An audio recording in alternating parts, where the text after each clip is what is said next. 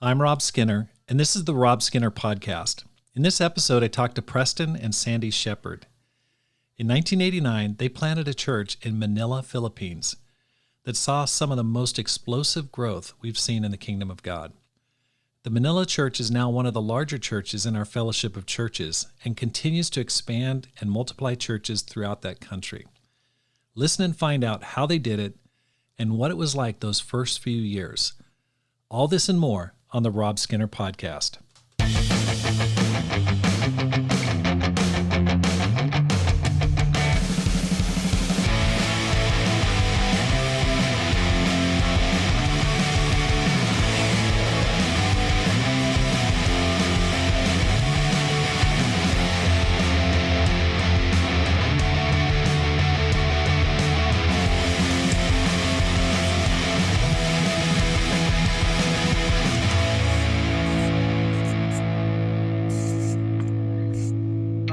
Welcome back to the Rob Skinner Podcast. My goal is to inspire you to live a no-regrets life, make this life count, and multiply disciples, leaders, and churches.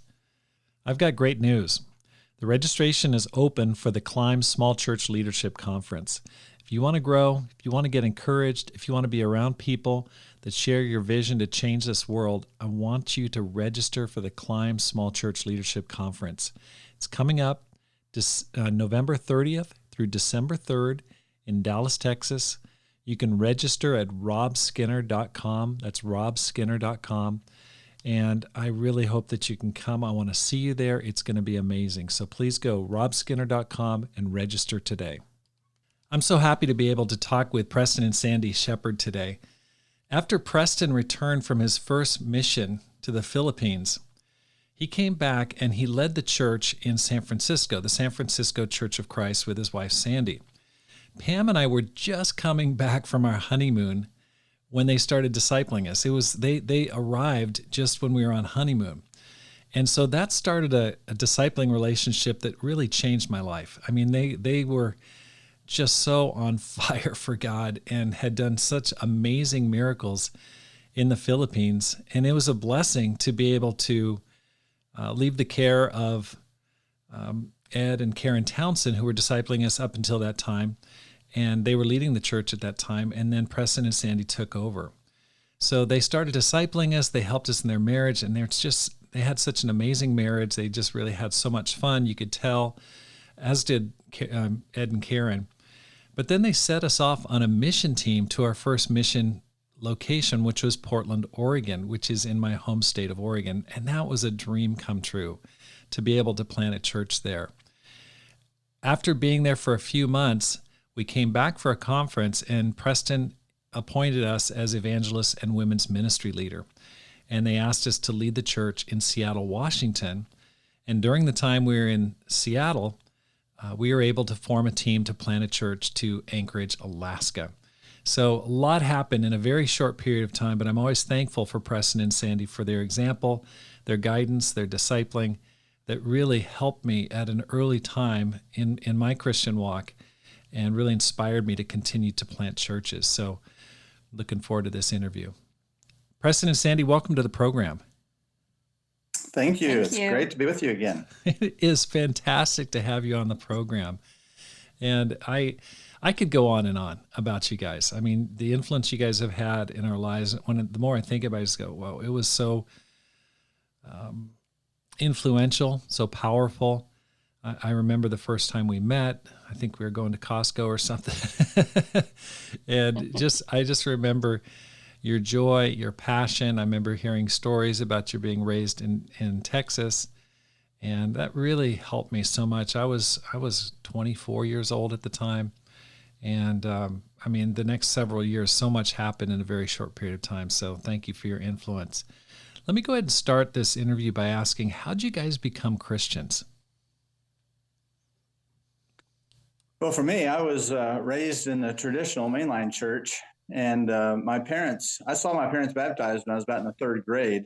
My sister was in the teen ministry, or she got invited there, and she really encouraged our family to come visit this church, and they loved it and started studying with the minister there and got baptized. And little little known fact was Al and Gloria Baird were at that church. He was working on his PhD in, I don't know what it was, physics or something like that, at the University of Texas. And she was my very first Sunday school teacher.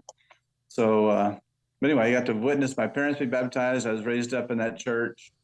And, but yet, I got baptized at a very young age.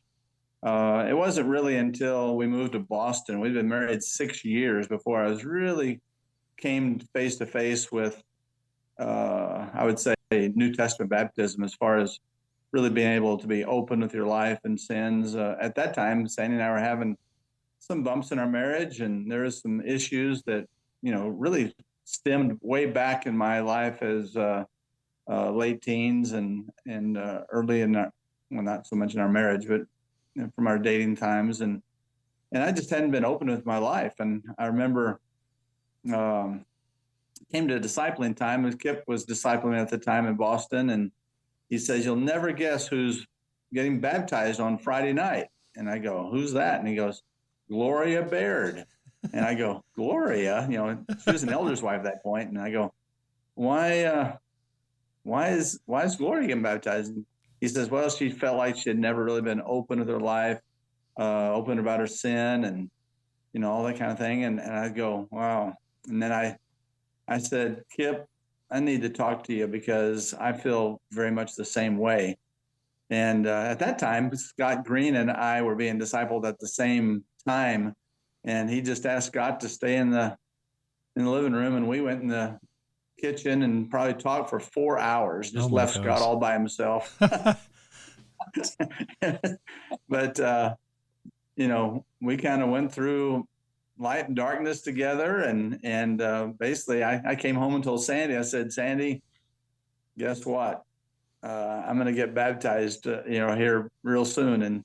And kind of shocked, but I was so fired up because I'd been studying the Bible with people and not really able to confront them on their sin the way that, I needed to, because I wasn't really open with my life. So anyway, I was baptized November of 1986, after we'd been married about 6-7 years already. But that's where I call it my first, or my really biblical baptism. That's awesome. So, so we actually met in the campus ministry back in Lubbock, Texas. My roommate, I just had kind of like a potluck roommate because I didn't know anybody there at all. And she was a member of the Church of Christ.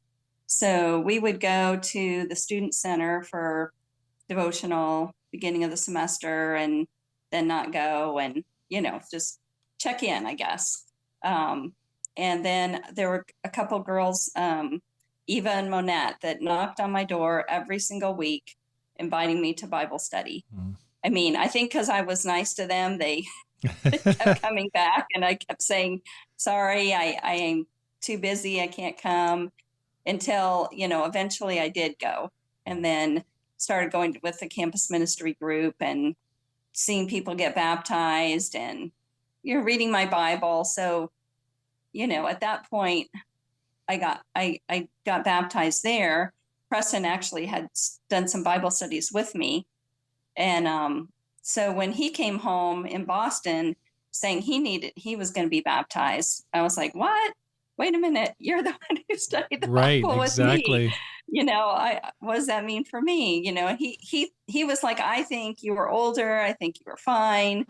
But, just kept weighing on me. And I remember being in a house church group and people sharing their testimony and just thinking, gosh, I wish I'd really, done some crazy things when I was like, I could say I was a drug addict, but now look at me, Right, I just wish I had that kind of testimony. Right.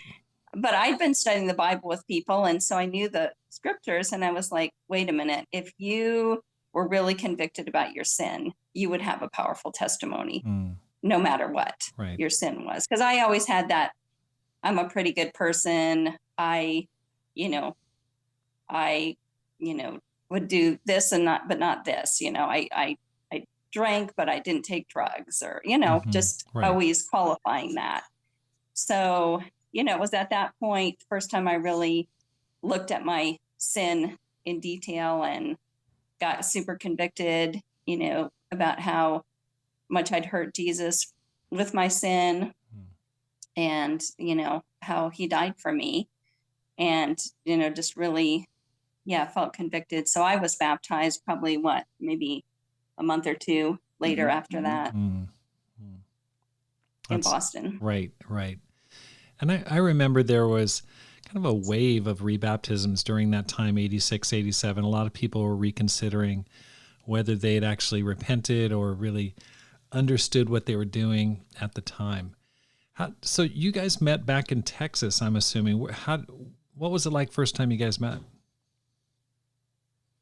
Well, I'm almost 4 years older than Sandie. I'd graduated from Texas Tech and I had a job at Texas Instruments at the time, but I didn't really want to be a part of the singles ministry. So I kept coming back to the campus and would lead Bible talks on campus, sometimes twice a week, to help the campus ministry. We had a very powerful campus ministry. We had over 100 baptisms a year during those times. We probably had close to 15 to 20 Bible studies all throughout the dorms on Texas Tech. And so it was very powerful. We had probably 400 students that were very active. Wow. Sometimes a Sunday morning class would get up to 600-700 people, just on Sunday morning. So it was a very, very active group. We were together literally every day. First time I remember seeing Sandie was at a spring banquet. She was the date of one of my good friends, and Kelly.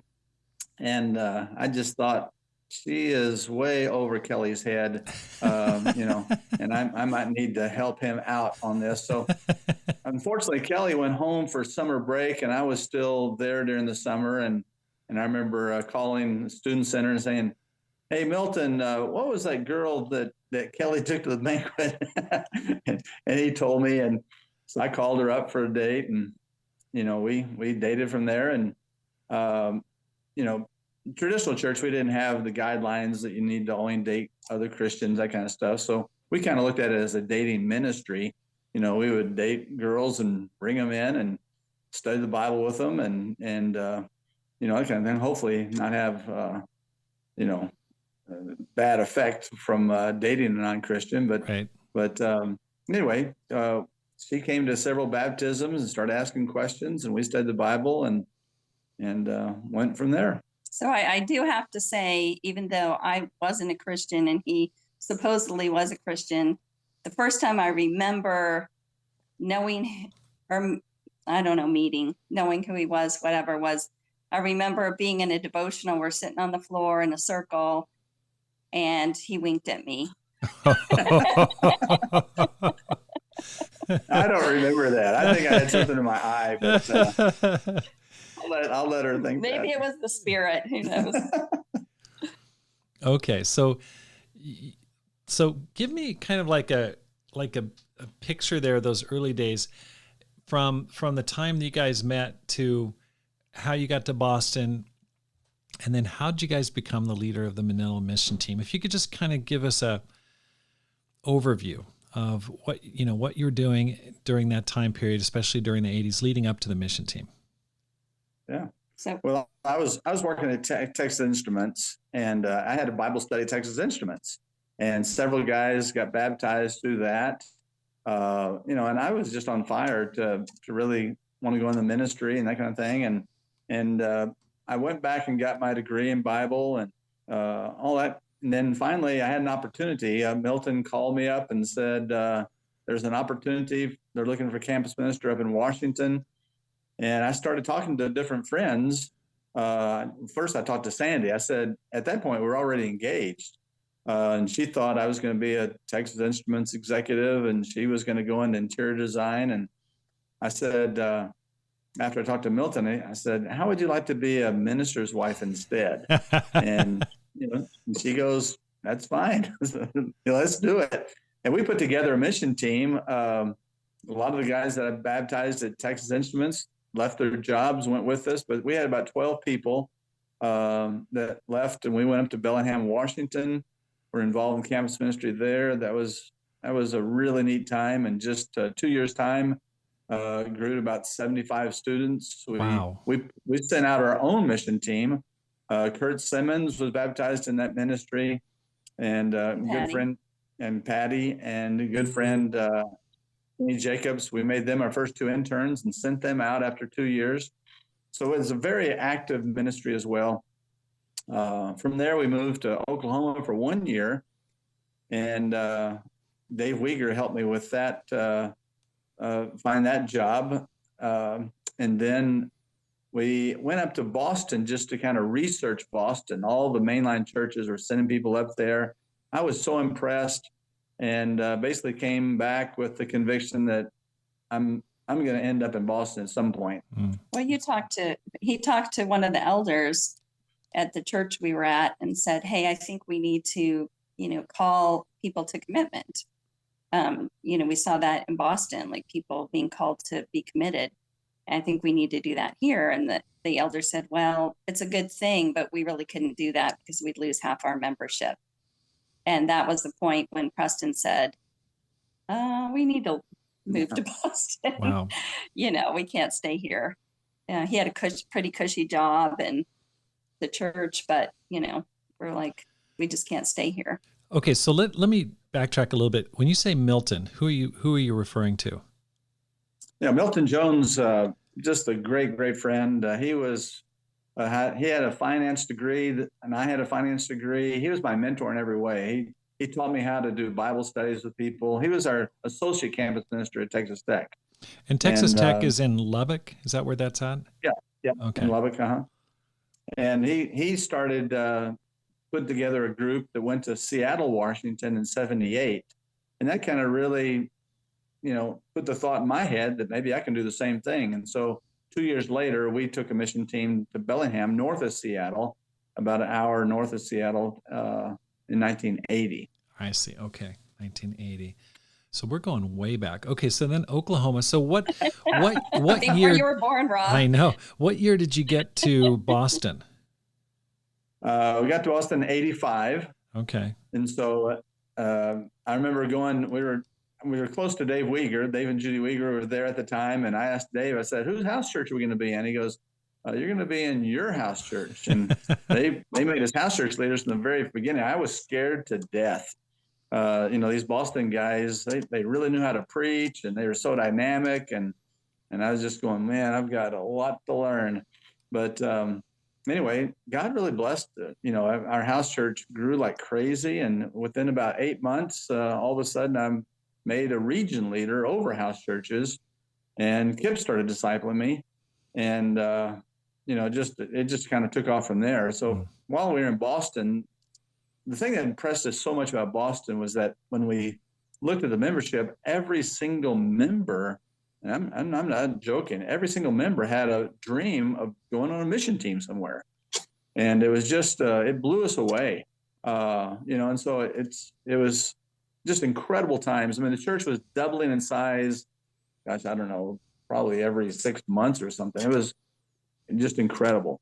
Yeah, I was talking to Al Baird about that. He said over the course of the years between 79 and 89, they saw 60% growth per year, every year. Yeah. I mean, that is just blow away. It's incredible. Right.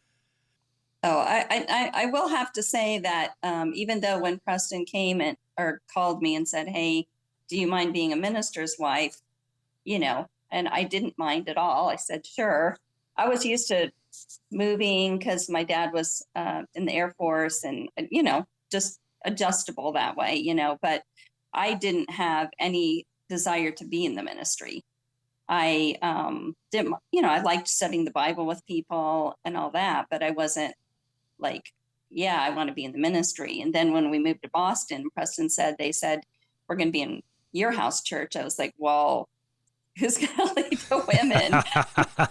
Because I don't know anything about what I'm doing, right? And even when we became zone leaders in Boston, Barbara Noka, who's now Barbara Porter, actually, she led the zone with Preston. As a single. And I was the assistant. Because but there was a time they said, you need to go cancel this married married couple because they're having, major marriage problems. And I was like, I'm not going. I don't know what to say. Barbara, you got to go. She's single, right? I made her go do the marriage counseling. So, I mean, that's kind of where I Right. kind of initially was at. Right. As far as that goes. And, Okay. So you get there, you're thrust into leadership immediately. And it's just kind of like learn how to swim by just being thrown into the water. Although, I mean, you'd had experience raising up ministries, and you're fired up about making disciples. Just in terms of larger groups, larger leadership, you didn't have that experience. How did you become the leaders of the Manila mission team? Well, before that, I mean, we were probably chosen on about 6 to 8 different mission teams. Eventually, we end up going to Denver. And the Denver church, we led the reconstruction there. And the Denver church wanted to be a part of the discipling movement. So we went there and kind of recounted the cost to everybody. And it was about 200 members when we got there. The Denver church had explosive growth in that year. We went from 200 members to 500 in 1 year. And I think that the success of the Denver church kind of, I think, made us a candidate to lead the mission team to Manila. Kip called us and said, we're thinking about sending a foreign mission team out this year. At that point, I think it was the conference in '89, they only had 4 mission teams slated to be sent out of Boston, but they're all domestic. One was DC, one was LA, and I can't remember where the other ones were. But he said, we really want some foreign teams to go out. So we're putting together a couple other foreign teams. And I think Manila and maybe Moscow were the 2 that were chosen in '89 to be sent out in that year. And so he asked us to do that. And so we worked on putting together a mission team to Manila. Yeah, I was just going to say, I feel like, kind of going back to what I said before, God definitely worked on our hearts to get us to the point where we were able to lead the mission team. Right after we got to Boston, they called us in and asked us to join the Bombay mission team, which was like so incredibly overwhelming to me. I had a 2-year-old and, I had no idea what it was even like in India, Right. I just was like completely overwhelmed. We had huge marriage bumps over Preston feeling like God was calling him to go to Bombay, and me feeling like God's not calling me to go to Bombay until, they retracted that offer to go on the mission team. And then we were on the Hong Kong mission team. We actually went to Hong Kong with Scott and Lynn for a scouting trip. But, all of those things, I feel like what the Hong Kong thing, I was just kind of pushing myself like, okay, I probably need to do this. And, but God knew I wasn't ready for that either. And so I think it just, little by little, God worked on my heart to be able and willing to not only lead, I guess, in the ministry, but be willing to go on a mission field. Right. Especially to a third world country. Okay. So you went to Denver. When did you go to Denver? When did you come back?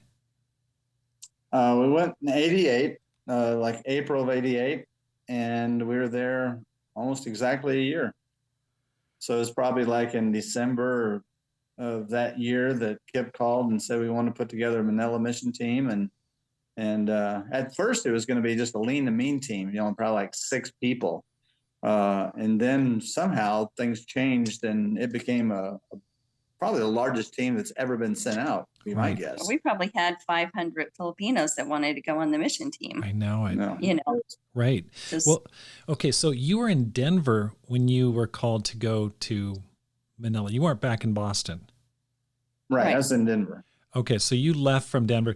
Now this is where, kind of my story comes in there, because I was at UC Berkeley as an intern there. And I remember all my friends from Berkeley, a lot of Filipinos, they were getting called to go on that mission team. People like, Anthony Galang and Ed Saperio and, different people like that. And it was awesome. I mean, tell us about, how did you form the team?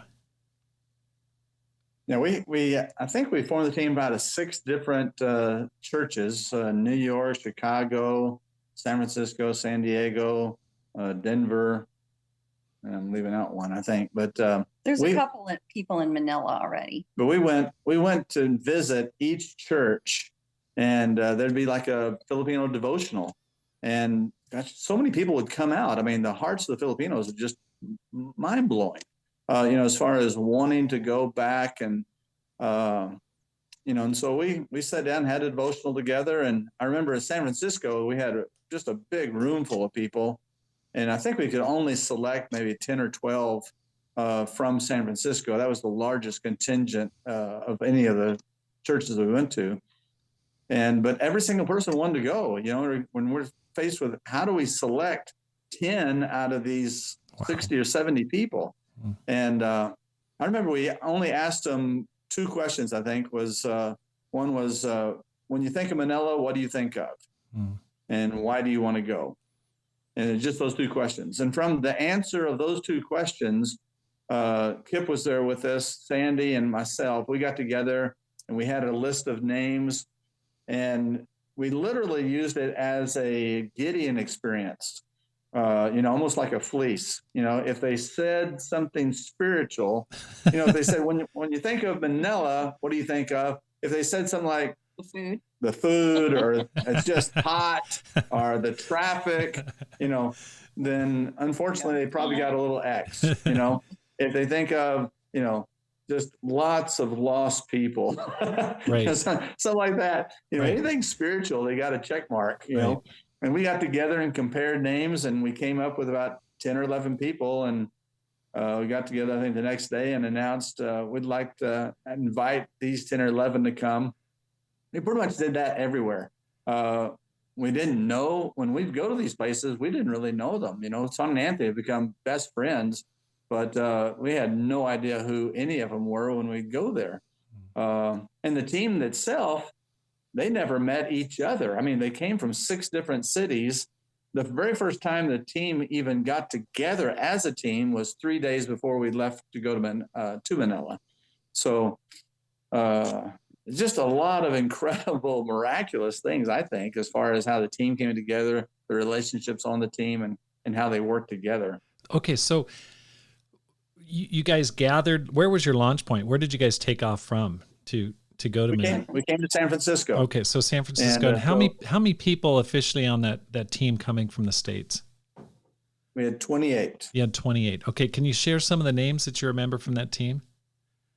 Oh gosh, I'm going to leave out some people, so you got me in trouble. I have a list in my computer. I'll be very happy to do that. But we just got together when we went to Orlando for the conference. Right. The Filipinos always have, at these big conferences, always have a time just for the Filipinos. Right. And so many of them were actually baptized over there in Manila. But I think we had like 12 of the original mission team in Orlando, and we got together and had a great time. But Son and Anthony were, there, and they weren't married. Sandy and I were the only married couple out of the 28. Wow. Mark Rimijan from MIT was there, and he was the only other non-Filipino on our team. So we had 25 Filipinos, 3 gringos, and only 1 married couple. We did take a single mom, Mary Ranches, which was very unusual, but just her response was so great that, we go, we've got to take her. And, it wasn't necessarily the natural pick to take a single mom, but, at least our kids had another kid to play with, right. So that was the kids' kingdom right there, 3 kids. But Chester and Sarikut, that was pretty much our first zone leaders, was Mark and Patsy, Chester and Sarikut, Sandy and I. We divided the 20 up, 20, and Son and Anthony. We divided up the original 28 into 3 groups, and those were our 3 zones. in a city of close to 15 million people at that point. Wow. And so we all lived about an hour apart from each other. So, the team kind of was spread out over a very large geographic area when we first started the work there. Right. What kind of growth did the church experience in that first year? It was unbelievable. It was just a number's sake. We had 60 baptisms the first 60 days, which is just unbelievable. And we pretty much stayed on that pace. We had over 400 baptisms the first year, and so all of our original team members pretty much were Bible talk leaders leading their own Bible talk at the end of that first year. And I believe we only had 2 or 3 Bible talk leaders on the team when we put the team together.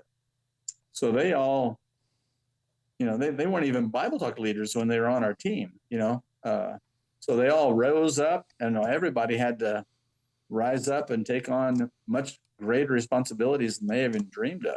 Well, what was amazing was, all of these people on our mission team, like in the Philippines, the American dream is the dream to go to America. And so these had all experienced that. Their families had come to America. Maybe they were born here, raised here, or maybe they just had a green card. I think Sabrina just had a green card. She was working here, and they wanted to give that up.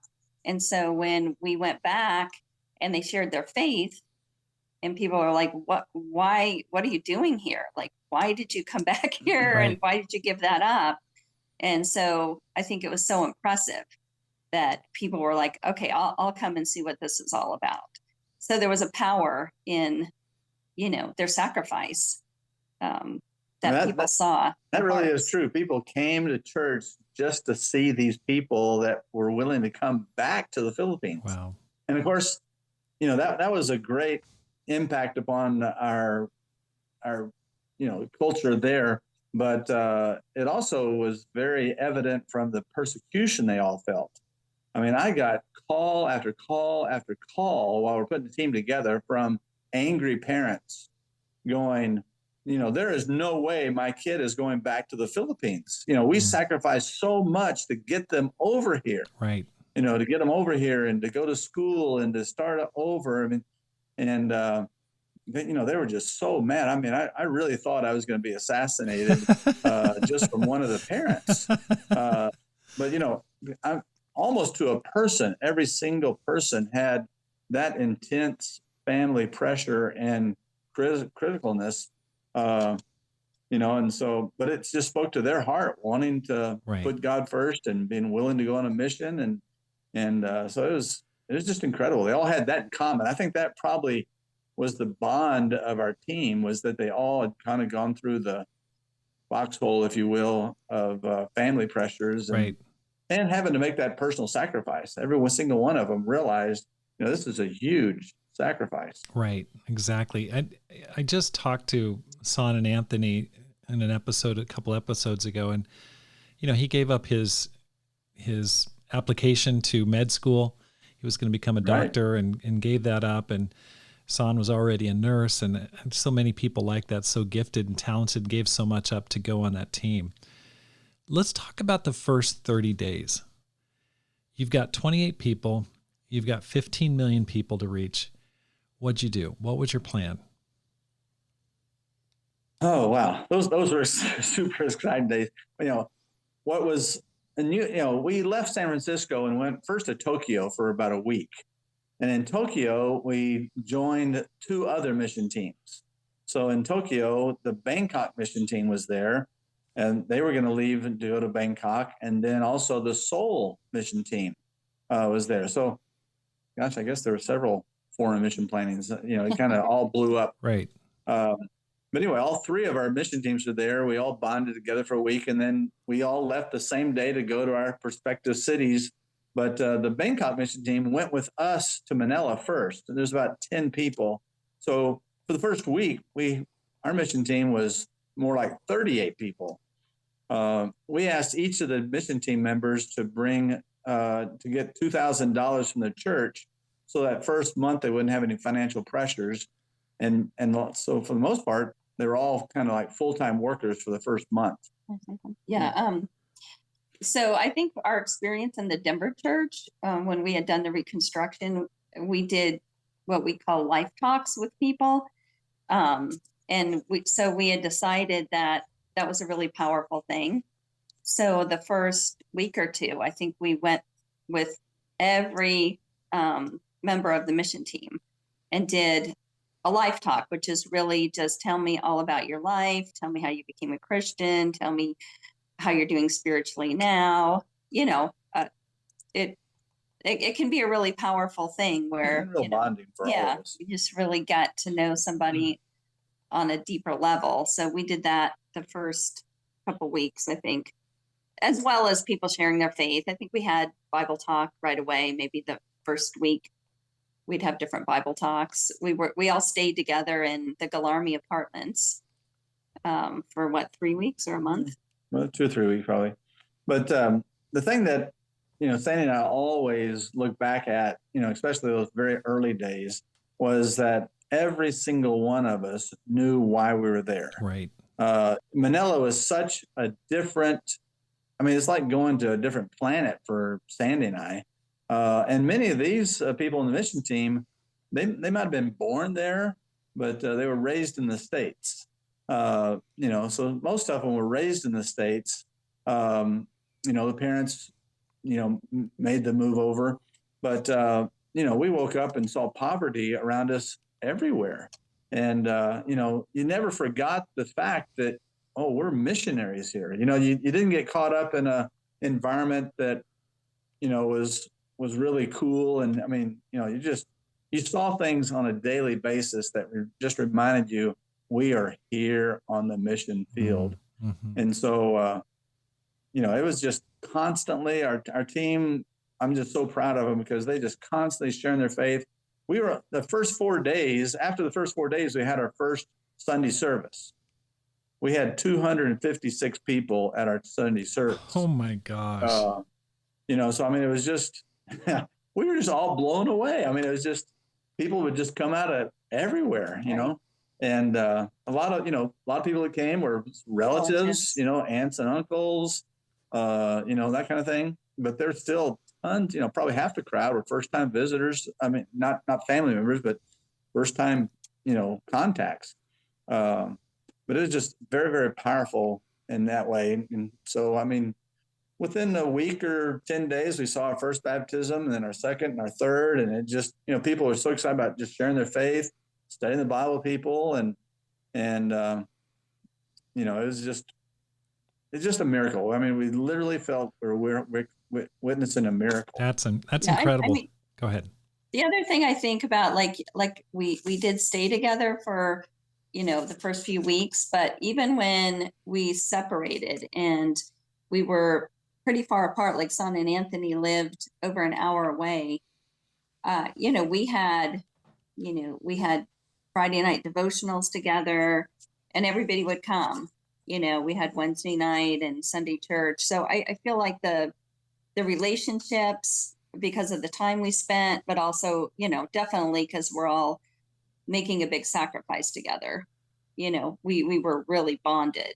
So I feel like that was a huge part of it, was the relationships were just tight and close. Right. Well, what was one of the most surprising aspects of living in the Philippines? Could have been the cockroaches or the mice or the rats or no, I think it was the hearts of the people. The Filipino people have just amazing hearts. They're super hospitable. But another thing that's really cool is, Philippines is considered the only Christian nation in Asia, and it's 98% Catholic. So there was, ingrained in the people a belief and a fear of God, a belief of the Bible.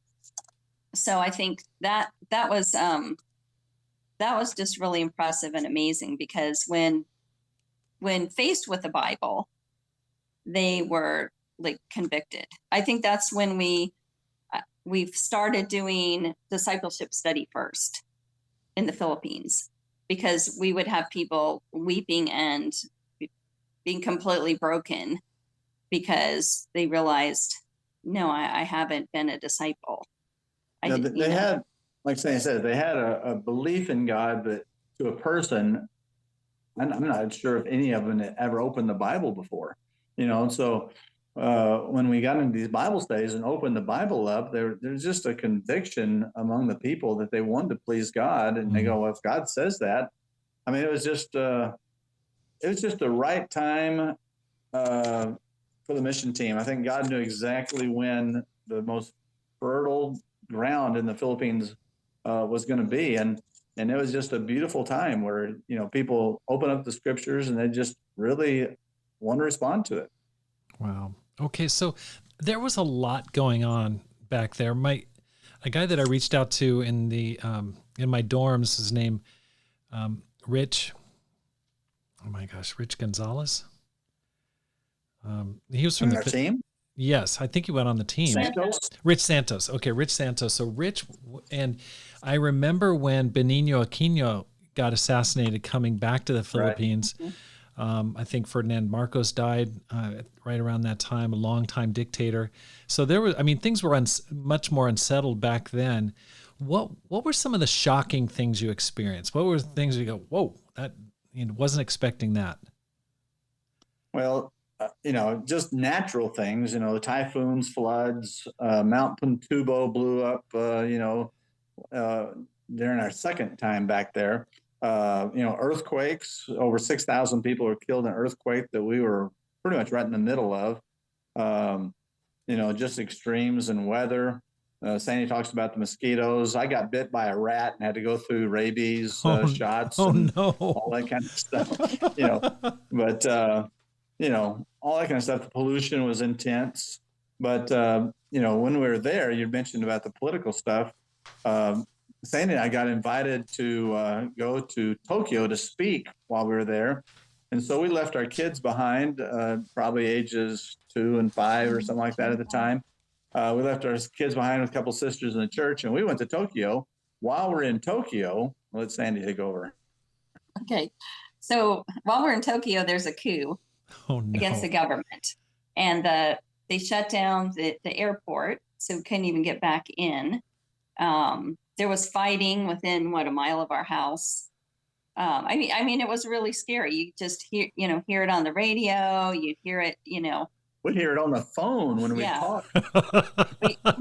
Luckily, we were able to call back, and they never shut down the communication, so we were able to talk to the kids. But I think at that point, the scariest thing for me was I knew I needed to call my parents, because they were going to call our house in the Philippines and then find out that we weren't there. I was saying one of the parents that got really upset, I was talking about the Filipino parents, but it was also her mother.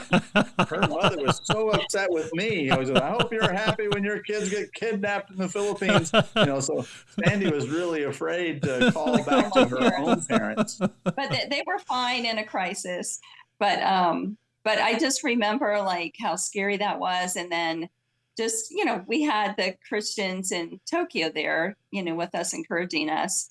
And then I remember, I don't know, if somebody shared it or what, but the scripture that just kept me going was that Psalm in the Psalms, 34. Psalm 34, verse 7. It says, "The angels of the Lord encamp around those who fear him and deliver them." Wow. And I just prayed and pictured angels camping around my kids, keeping them safe. Wow.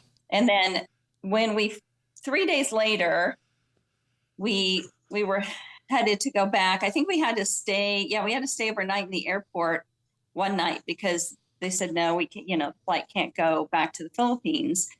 And then the next morning they said, the flight will go if the crew was willing, because wow. Yeah, there was still, the coup wasn't over. Right. They wanted to get back to their families too. Yeah. Sure. So we flew back that morning. I remember feeling, it was so scary, thinking of what are we going to witness when we get there.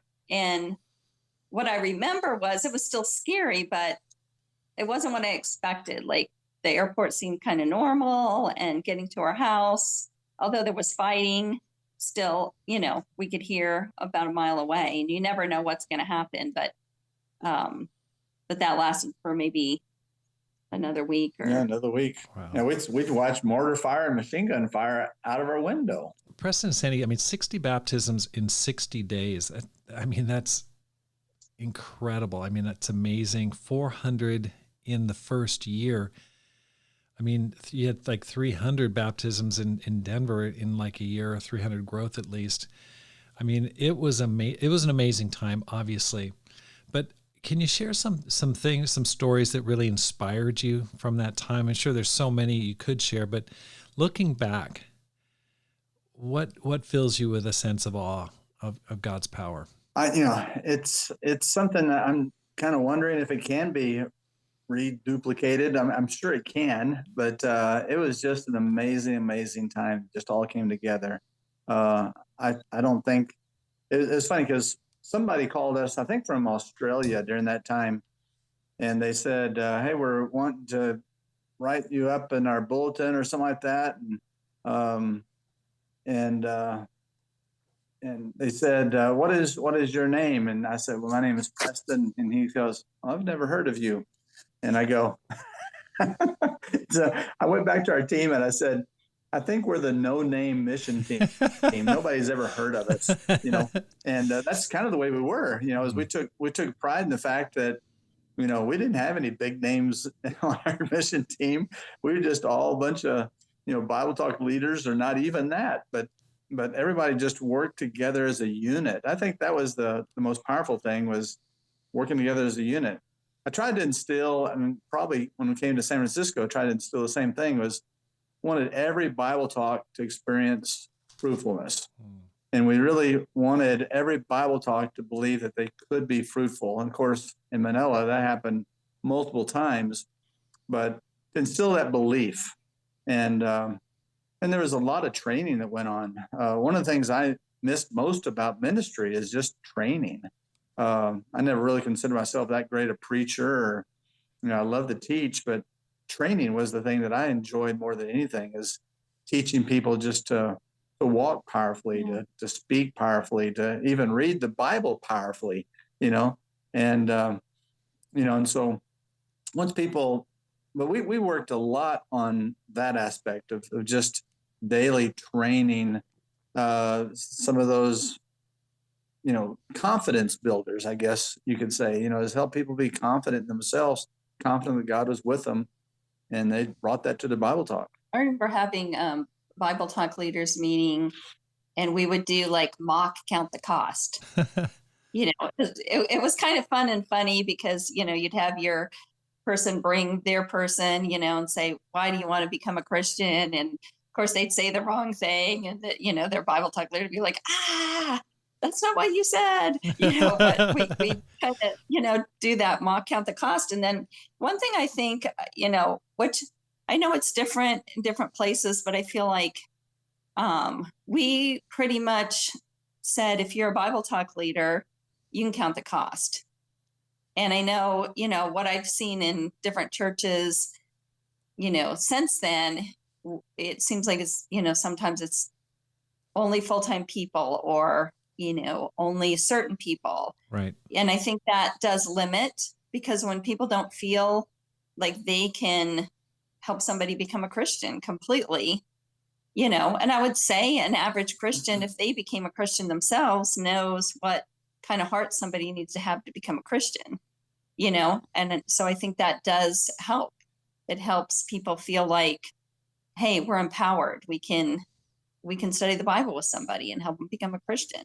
We don't have to get okayed, or anything. So I think that was a big one. So like empowering every single person that I'm a disciple maker, a fully equipped disciple maker. Preston, I remember when you guys did come back to San Francisco, we met together daily with a staff. There was a lot of driving involved and a lot of practice. When you're talking about like daily training, I remember you put together a series called Manna in the Morning, which was like a guide through the entire Bible. I think it's still available on Amazon. But also I remember one of the things you said is, if you're going to have a quiet time, there needs to be an acrostic. And what that was is like, if you read a section of the Bible, you're going to come up with points.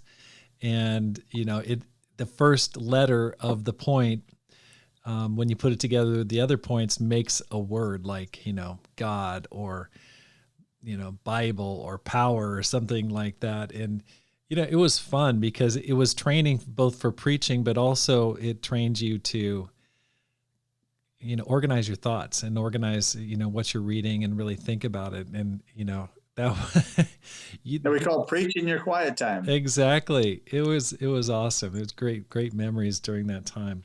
Anything else you guys were doing that you could share that could be used today in any situation?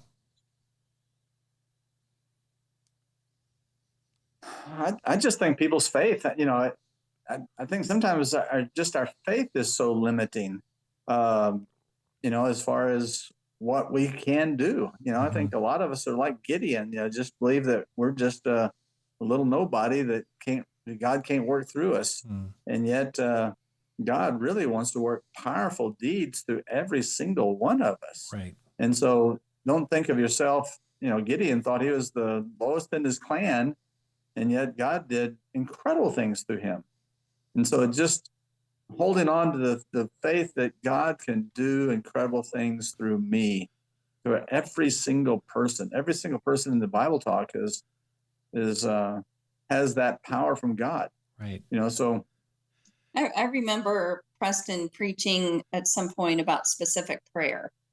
And so that was kind of a big thing. You want to tell that story about? Yeah, we had two brothers that went out just sharing their faith, and we'd had this lesson on specific prayer, and they kind of prayed a really specific prayer. The guy had to be wearing, a red tie and white shirt and color shoes and, all kinds of stuff. Certain age. And then they said he has to be 28 years old.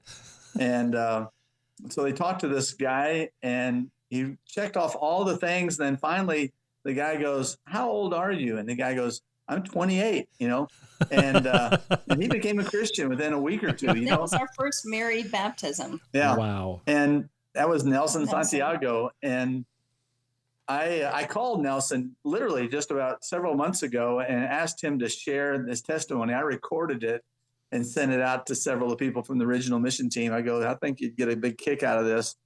But that was a story that we told over and over again, is that, listen, these brothers prayed specifically, and God answered that specific prayer.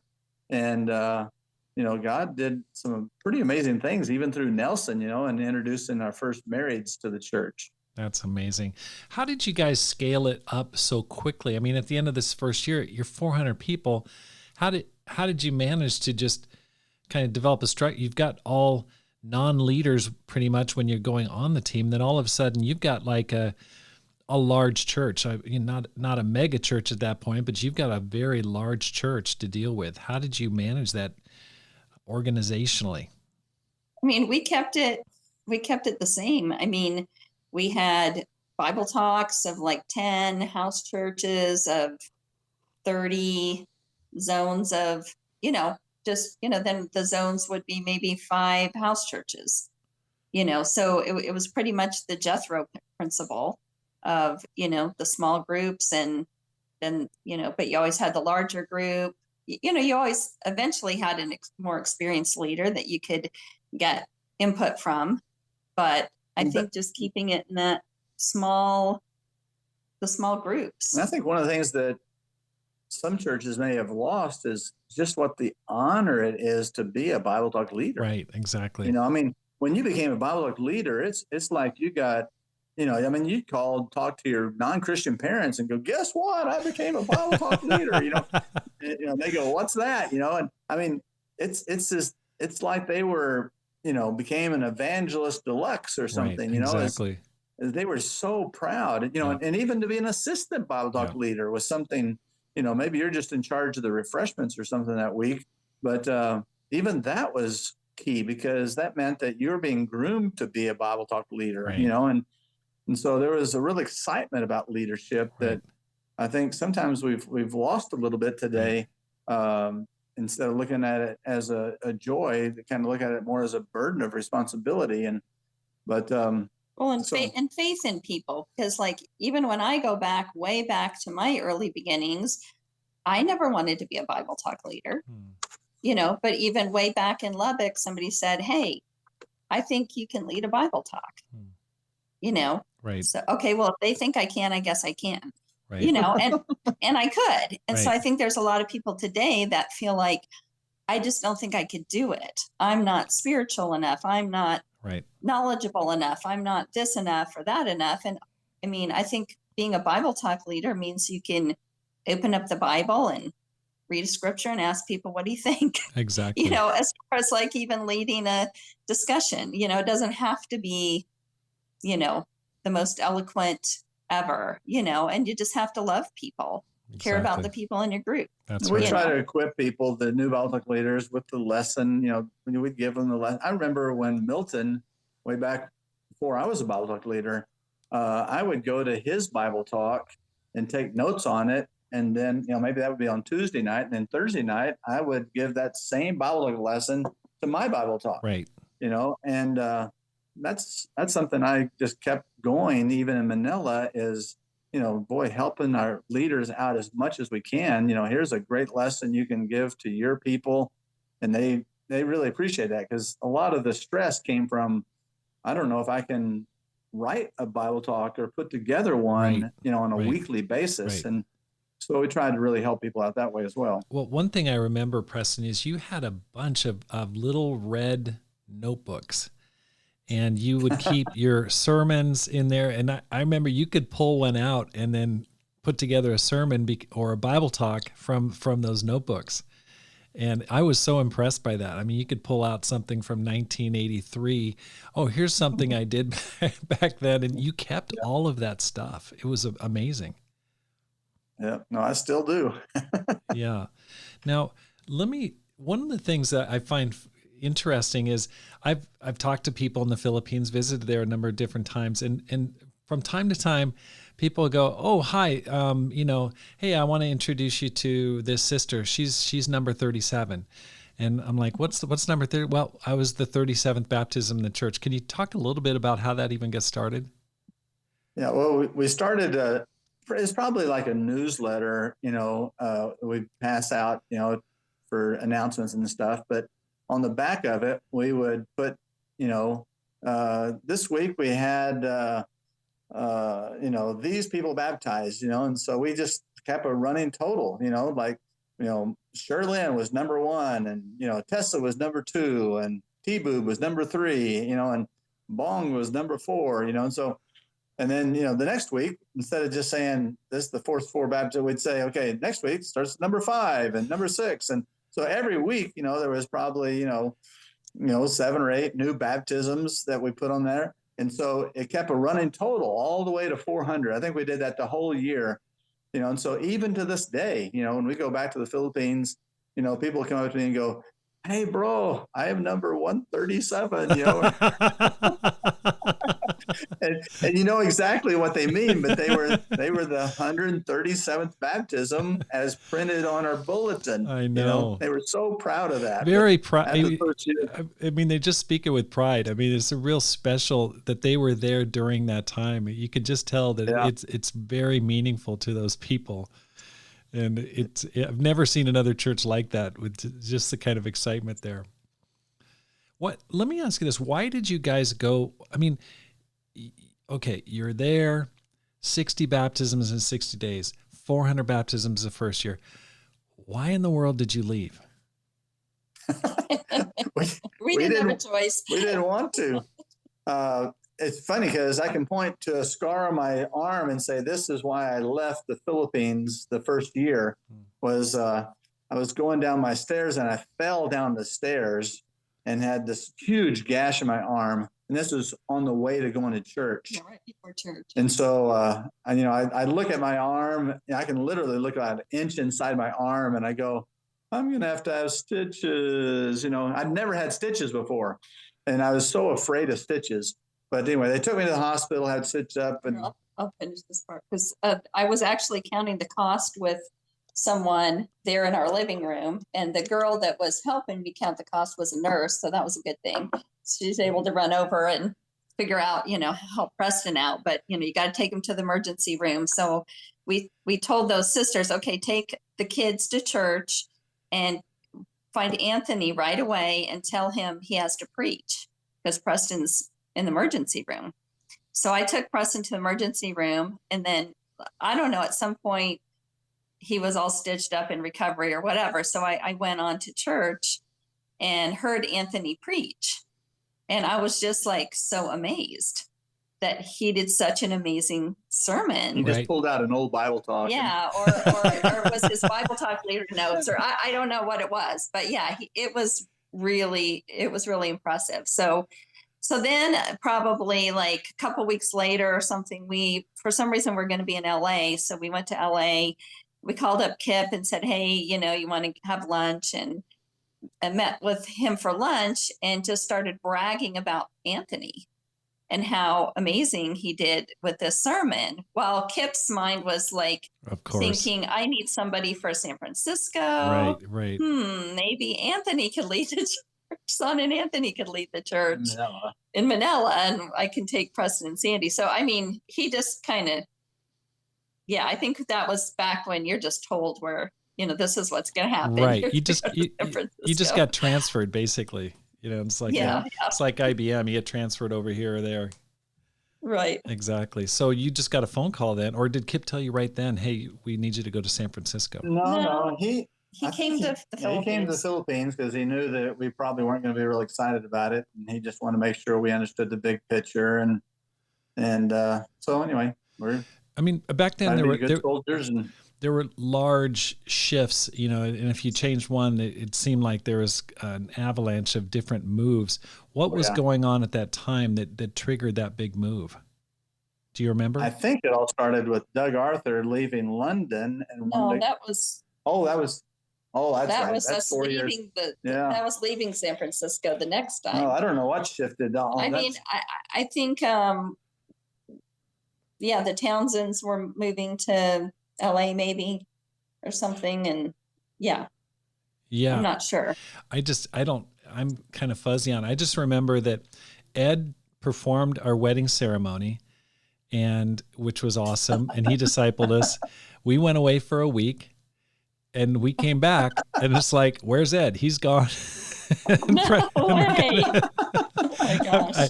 I'm sure we knew that he was going, but it's like all of a sudden, brand new couple discipling us. Well, back then, not only did, you were told this is going to happen, but it happened fast. Oh, it happened like fast. You're going to move and you're moving in 2 weeks. Exactly. It was crazy. Yeah, no, it was, there's a good side and a bad side to that. There's a lot of excitement. Yes. There's a lot of anticipation. Hey, guess what? I'm moving here. And so anyway, that was awesome. Well, Preston and Sandie, thank you so much. That is such an inspiring, story. Anything else you'd like to share about your experience in the Philippines that just, this was amazing? Anything else? Yeah. I'm glad you let us do it because we've talked a lot about some of the strengths and amazing things that happened, but I think I'd like to maybe make a little confession is because one of the things I probably see as my weakness during that time, or the thing that I maybe most regret, was that we were so focused on growth. And back then, as we called it net growth, because we'd have a certain number of followaways and baptisms.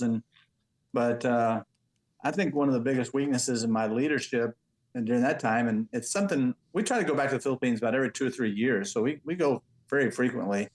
But every time I go, I apologize to the church because I didn't let people be weak, and that might have been even through a lot of our movement, as we just didn't allow people to be weak, and we counted people falling away way before, they had made that own personal decision, and so I instead of working with people, I think that the parable that really speaks to me is the 99 and 1, how Jesus went after the one. And oftentimes in my leadership, I just kind of looked at it hey, I've got 99. We're just going to have to count that one gone. And yet, I didn't really understand that parable. I go, gosh, how, what about, you got 99. Why don't you just be happy with that? And yet, Jesus went after that one. And it's kind of the same thought with the American military. What they're proud of is never leave anyone behind, because everybody's going to be a one at some point, and so it really helped me to see is that everybody's going to be weak at some point.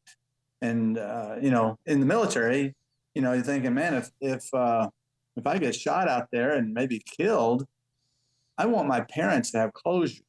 I want to know that my buddies are going to risk their lives to come after me, so that, and so that means a lot, is that we need to do the extra mile in helping the weak. Yeah, it's easy to get caught up in, like, especially when things are going crazy, it's easy to get caught up in the numbers and then lose that initial, what we said, the relationship, and really loving people, caring about them, like what Preston's saying, and just get focused on numbers. And that's not what God's all about. That's not what Jesus was all about. So like I say, every time I go back, I apologize for that, because I helped. That foundation of the church was not on that principle. And I think that they've really made a lot of effort now to really change that. And I'm so proud of them for that. But that to me is the thing that personally I want to change more than anything else in my life and my leadership is really taking care of that one. So Preston, from that first year, who became evangelists from that time period?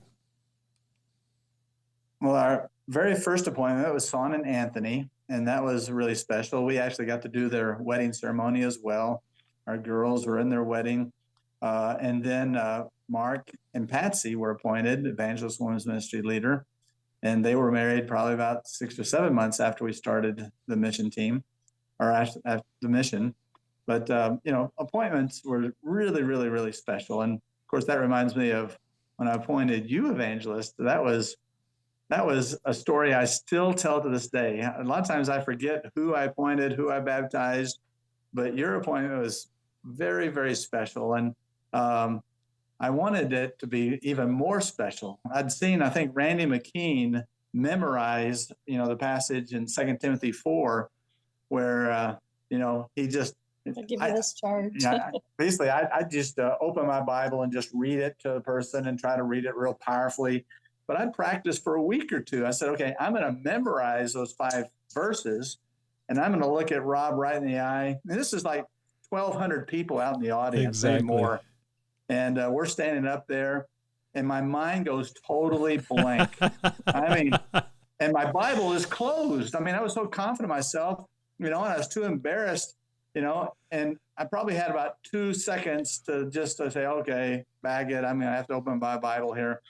But we're looking at each other, and you just ventriloquism, or you keep your mouth kind of closed, but you go, in the presence of God and Christ Jesus. And I go, in the presence of God and Christ Jesus. Then you go, who will judge the living and the dead? Who will judge the living and the dead? In the presence of his God, and you would just do a really little bitty voice with your mouth closed so nobody could see it. But it made me look so good. I was going, thank you, Rob. Hey. That was. And then you preached a great welcome, acceptance or whatever you called it back then. But that was super, super funny, but special. And it showed me how brilliant you were, that you had that passage memorized and came to my rescue. Yeah, it was that was such an amazing time, because we'd been in Portland that summer, came back for the conference, and then you gave me this huge double-edged sword from the Philippines, which was amazing as a gift, and I was so thrilled about that. Hold on one second, because I want to pull this out real quick. Okay, I just got this from bookshelf, and this is the Bible that you gave me on my appointment. I know we're kind of going back in time here, but first of all, I mean, this inscription that you wrote for my appointment on August 25th, 1991. I have actually I copy this over for people I appoint as evangelists because it still inspires me today. I just want to read this. It says, "To my dear brother Rob, the calling of God is an awesome and fearful event. No one ever forgets a burning bush or blinding light. God has certainly touched your life and given you hope and purpose in this world. I believe that He has set your course to go where few men have the courage to go. You will face incredible opposition from forces that have destroyed millions upon millions of lives. The people of the nations need someone to lead. God has chosen you. Never forget what He has done for you. When you need strength, remember our Lord who faced the cross all alone, but returned completely victorious. Eagerly desire to know God. The more hours you spend on your knees, the more clear and louder His guiding voice will become. Rob, I love and appreciate you so very much. I'm so happy and proud to appoint you as an evangelist in the kingdom today. I'll always be honored to stand with you. Your brother, Preston." Wow, that's cool. Oh my gosh, Preston. I mean, one of the greatest things, so precious to me and so meaningful. So thank you so much for your presence in my life. Really appreciate it. Well, what advice would you give to those who want to make this life count, who want to live a no regrets life? I mean, personally, I feel like it's all about faith. It stretched our faith.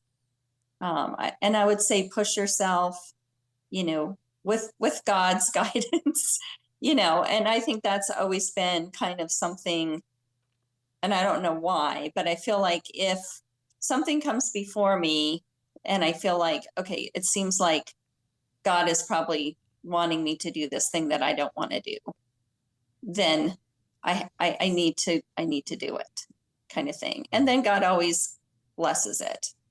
So I think it's, doing things out of your comfort zone, right? Whether it's sharing your faith, whether it's, loving people in a deep way, whether Right. it's, whatever it is, if you pray and that this is what God wants me to do. Right.